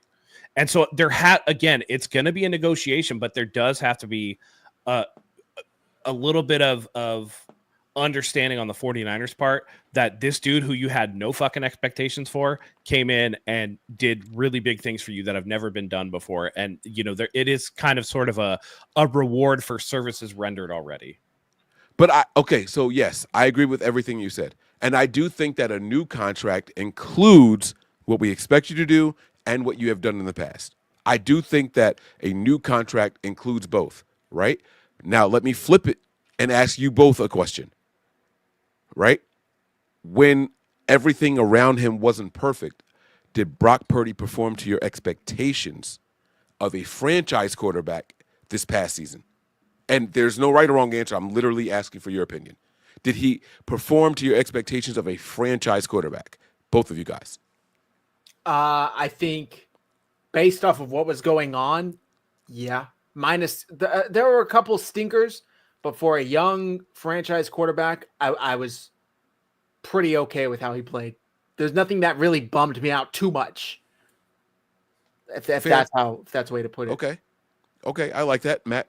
And what are your thoughts? And again, there's no right or wrong answer. I'm asking if you guys, seeing that everything wasn't ideal around him and what he did last year, are you satisfied with him being your franchise guy based off what you saw last year? With being the franchise guy. So I think we need to better define franchise guy.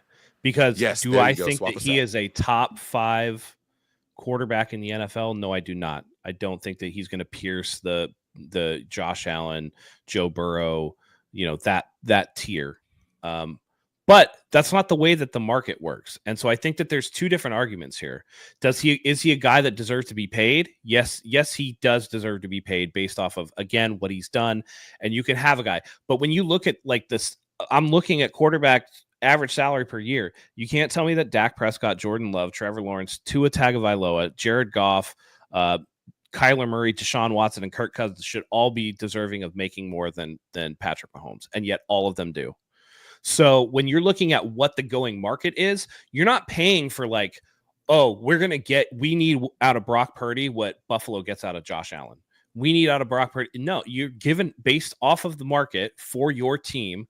You're going to pay him the going rate. That's just how it is. And bad players have gotten, overvalued and whatever else it is. And really it's, again, you're going to either pay him or you're not going to pay him. This middle ground dance is not going to work. I don't think that you can look Brock Purdy in the face and expect him to go out there and compete again for no money with no guarantees. It's just not. I don't think that that's a feasible thing. And I actually think that it would kill the vibe in the locker room. I don't think that it would be a good look for the regime itself. And I think that would create problems. And if you're looking at a team to compete, you don't want this hanging over your head. The Aiyuk and the Deebo stuff was already bad enough, right? Bosa missing the first part of the season. I don't know how this team could sustain another offseason. Like, God damn, dude, will you just give somebody their fucking money? Because the players are going to advocate for the players. All the players are going to be like, pay Brock Purdy. It's just the fans and the front office that are going to want to debate over what he's worth, what he's not worth. The players are going to be like, go get your bag, dude. And if he doesn't get it based off of what he's done for them, I don't think it's going to sit very well. Based off of what every player had done for the 49ers prior to getting their contract extensions, they all got paid. And so what we're faced with is really trying to figure out what John Lynch and Jed York's concerns are with the cash issue, right? And so was it everybody around them that made them good, or was it themselves individually, right? The Niners have been playing and paying guys based off of what they did with the surrounding and supporting cast. Last year, the supporting cast wasn't what we wanted it to be, offensive line, right? Offensive weapons. And Brock Purdy took a step back performance-wise. And now we're kind of faced with this conundrum. And so I think that the team is in an honest position. Brock, we don't know if you are the guy. You're a guy, and we agree that we can win with a guy, right? You are a guy, but was it because of Christian McCaffrey being healthy the last 3 seasons that you were here, right? Was it because Brandon Aiyuk was healthy the last 2 seasons that you were here? Was it because Deebo Samuel was healthy and came into camp in shape that season that he was here with you, right? It's all of those things. It's all encompassing.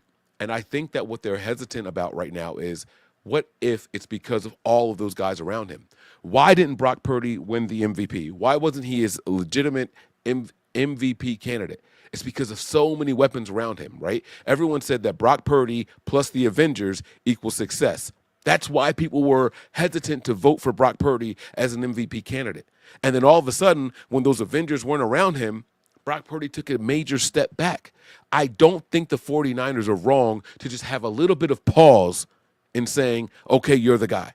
Because as soon as those Avengers weren't healthy, Deebo, down year, came in out of shape, right? Aiyuk held out, came in out of shape, got injured. The offensive line, and no Trent Williams for all the games, or for 15 games, right? The center taking a step back. Rookie right guard. Aaron Banks taking a step back. All of a sudden, when all those pieces weren't clicking around you, you weren't that guy. And I think it's fair to ask from a team aspect whether or not we believe you're deserving of that money. Because wait. One more thing. All those quarterbacks that you mentioned that are getting paid more than Brock Purdy, do you think those teams are happy with those contracts they gave them? I'm going to answer for you. Absolutely not. Because the Jaguars are sitting here saying, is Trevor Lawrence the guy? I've seen mock drafts by real people, not fans, by like other GMs or GM candidates drafting quarterbacks to the Jaguars, right? Yeah, we gave him the money because we didn't have a choice, but he may not actually be that guy. And the Niners don't want to fall to that again. That's all I'm saying. I'm not saying it's right or wrong. What I'm saying is it's a real and it's a valid concern for the 49ers. And I'm not mad at us as 49er watchers saying we deserve to know if Brock Purdy is really him or not. Well, here's my pushback on that. We've acknowledged that the 49ers need to upgrade the offensive line for a couple seasons now, right? Okay. So because Kyle Shanahan has come out and say it. Why don't you draft offensive line? Okay, well, because you can't give offensive line the ball.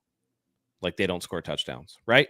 So, okay, fine. Brock Purdy has all these playmakers. Well, now all his playmakers are hurt. So not only does he have a shit line, he barely has anybody to throw to. Like, what can you reasonably expect out of somebody, you know? And, like, not all of the metrics are bad. Like, his quarterback rating was, like, 96.1, which is not terrible. That's still above replacement. PFF has him rated in the top half of quarterbacks in the league, even with all that adversity. But the problem comes when, let's just say, for example, they don't pay Brock Purdy. They go, okay, we need to see again. And now you traded Deebo Samuel. And now the rumor is that Jed York is unhappy with all this cash. Now the rumor is maybe you want to get rid of Brandon Aiyuk. The 49ers run the risk of nobody wanting to come here and play because they know the ownership's going to be cheap. You do not want to be seen as a cheap organization. So it's the impact is beyond Brock Purdy himself. The money is the money. Like, it is what it is. And I know that's easy to say. It's Jed York's money. If he doesn't want to spend it, he's not going to fucking spend it. But you have to spend a certain amount of money in the NFL.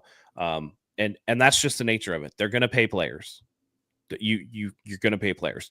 Did the Cowboys want to give Dak Prescott $240 million total? No, probably not.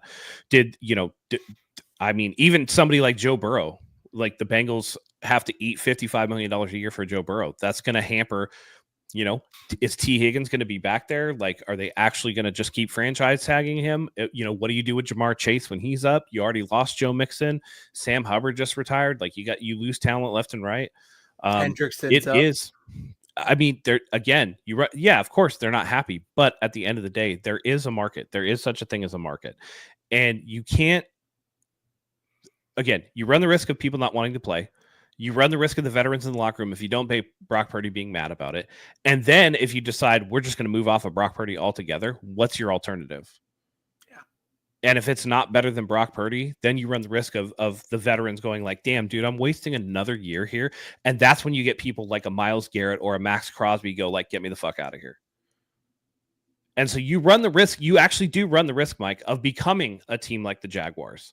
Because you're nickel and diming, and we've given Parag flowers before of how he structures contracts, but the one thing that has always driven all of us crazy, I think everybody would agree, that these contract negotiations draw out into July, August, into the regular season. Yeah. And that becomes a problem. At some point, it's just like, okay, you can offer $45 million to start if that's honest, but it's from Jason La Canfora, so I don't put any stock into it. Or you can say like, if you meet in the middle, you meet in the middle, but make something, right? Don't be insulting. Don't have this contentious back and forth. Don't have this whole thing. And a lot of it's going to be agent driven.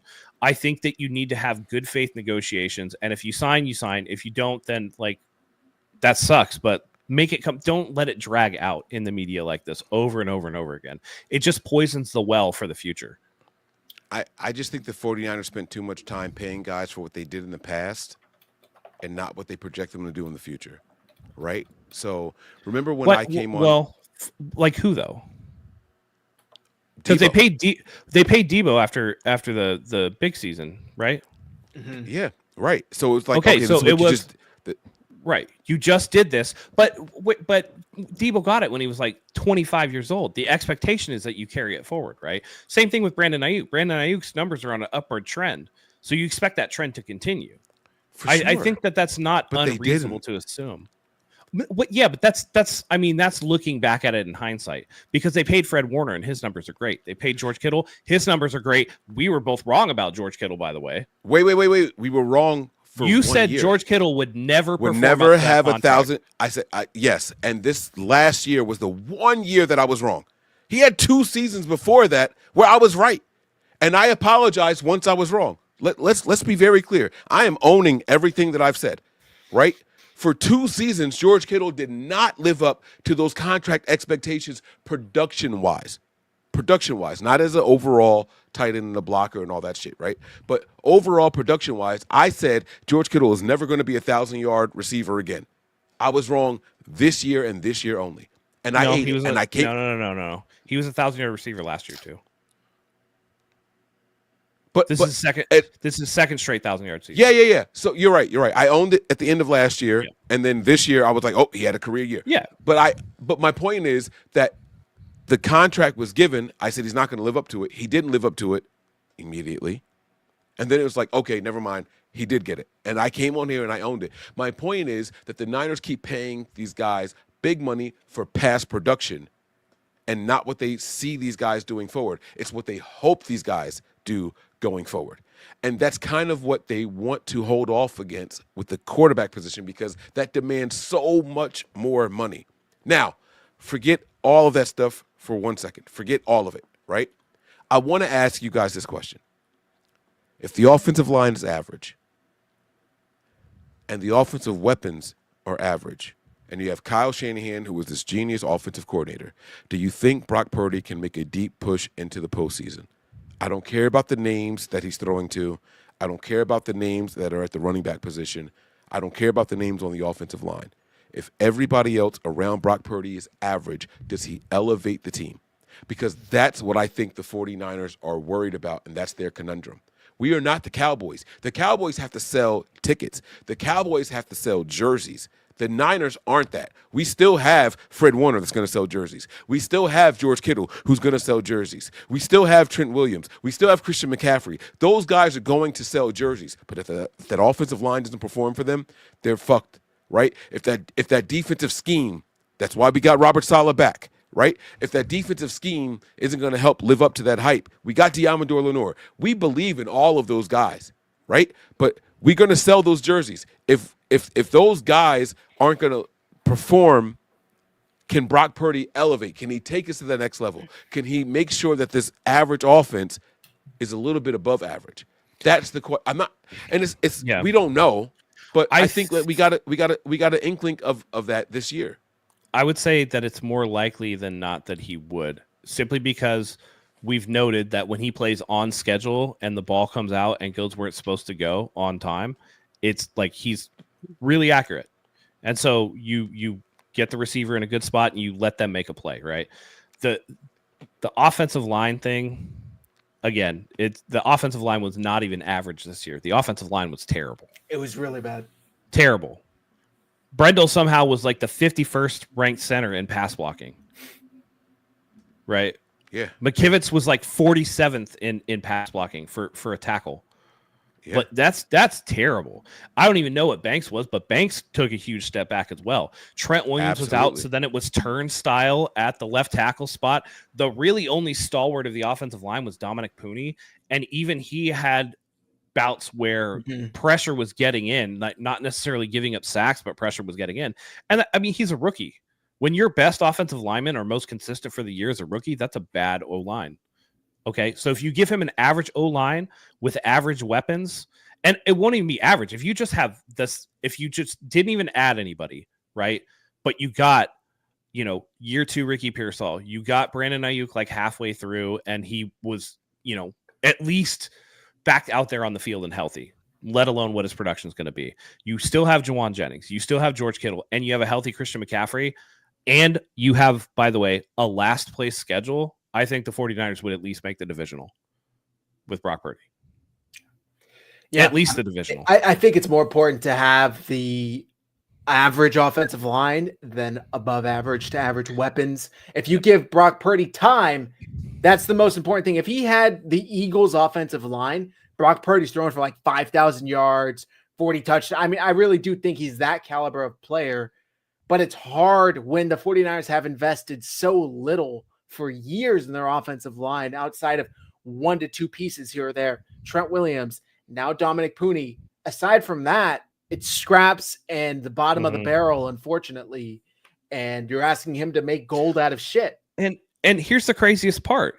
It would be one thing that if you didn't bolster up the offensive line for a Lamar Jackson, for a Patrick Mahomes, or Josh Allen, the physical freaks of the NFL, right? Mm-hmm. Dude's 6'1" and is like 205 pounds soaking wet, maybe not super duper athletic, sneaky short area quickness and can get out of a jam. Doesn't have a huge arm and is short, so he needs throwing lanes. And you're not going to give him the offensive line to help create those throwing lanes so that he can, like, how many balls did we see Brock Purdy get tipped at the line? How many times did he not pull the trigger? Probably because he was worried about the ball getting batted down at the line. And so therefore he's running out of the pocket, trying to create things, extends the play too long, and then makes a bad decision under duress. If you gave him an offensive line that allowed him, like, again, perfect example, New Orleans, where they gave Drew Brees plenty of throwing lanes to throw through, right? Where they would actually block open a part of the field of vision where his primary target was supposed to be so that he could see the middle of the field. It's easier to throw to the sidelines if you're throwing to a set spot, right? Like on a 15-yard out, you know exactly where you're going to throw the ball. You don't necessarily need to see. But the middle of the field where you got to worry about the linebackers and you got to worry about the depth of the safeties and you got to layer throws, having that throwing lane open is really important. So I don't understand why the team wouldn't give him the offensive line. I would actually argue that the offensive line is more important than the weapons in that case. Yeah. Because again, if you're throwing to spots like this offense is supposed to be, then you throw to a spot. And the wide receiver is either going to be there or not. But, like, that's kind of not on the quarterback at that point, right? Like, again, they always say Brock Purdy throws with anticipation. He throws where he thinks the receiver is going to be based off of what the play is called. If that's how you want to play it, then you need to give him a lane to throw. Let's get to these super chats. Go ahead, Mike. Go ahead. I think what Matt just said is everything needs to be perfect for Purdy to be effective. I don't think so. No, that's not what I said at all. What? You just got done saying that if the line can't hold up and if the weapons aren't good enough, then Nope, we shouldn't. I didn't say anything. No, I didn't say anything about the weapons. I said that the O-line is more important than the weapons. The weapons, regardless, the receiver, whether it's a good guy or not a good guy, if he's running a 15-yard out, he's running a 15-yard out. And if it's an anticipation-based throw, he's throwing the ball before he even makes his break. So he doesn't know if the guy's going to be open or not. He's throwing. But you said the offensive line has to create those. Didn't you say the offensive line has to create the lanes for him? Maybe I'm wrong. I misunderstood. I'm using an example of the Saints where they would actually block, their scheme would block, and they had enough guys that were good that they'd be able to open up the middle of the field so that you could see the depth of the linebackers and the safety so that you could layer the throws to where the throws needed to go. Does Brock Purdy have the mental wherewithal to say that lane's not there, let me step 3 steps to the right and then make the throw? Yeah, everybody says that he's a great processor. And we've seen him make really smart plays where he'll pull the ball down and then step up and throw. I'm going to get to these super chats, then we're going to wrap up. We're getting a little late here. We got $10 from Sean. Thank you very much, Sean. Do you think the Yorks are hurting because of other ventures? Shopping malls aren't doing as well as they used to. That was their first come up. She was lead chair at one of the DeBartolo enterprises. I don't think the 49ers are having a problem turning cash. Mike, do you have something to add? I think that what this question is related to is why the need for the $900 million or $1 billion, right? And I personally believe that they want cash in hand right now for more stadium renovations for the Super Bowl. That's my personal belief. I think that if the Super Bowl was not in Santa Clara this year, we wouldn't hear about this potential selling of 10% of the team. So that's all I got on it. And it's not just the stadium itself. Like, I know you guys have been to the stadium. There ain't shit around it. There really ain't shit around it. And you really have to. I mean, the last time the game that I went, I stayed at the Hyatt Regency or whatever. That hotel's dog shit, dude. It's really bad. Like, there's not a lot around there that's actually nice. So I do think that, again, $200 million already spent to do the video boards and everything else. And it's not just the Super Bowl. The World Cup is coming in 2026. So they have to figure that shit out too. So it's a lot going on. Yeah. Another super chat from Sean, $10. Thank you very much, Sean. This crappy drafting team building scheme came from Mike Shanahan. They think they can get away with the line because they fail to realize he did it in Denver because he had lost 3 with Elway as OC. Then Mike came back, drafted a running back, had a vet Hall of Famer at quarterback that knew how to win with a running game. They never had a running back in their 3 losses. They haven't been able to replicate a shoddy line since. So, excuse me, bitch. Saying, Mike Shanahan basically laid the groundwork for ignoring the trenches, and going cheap elsewhere. Mike? I don't know how to feel about that. I'm not versed enough on what Mike Shanahan did versus what Kyle's doing and all that. I will say this, though.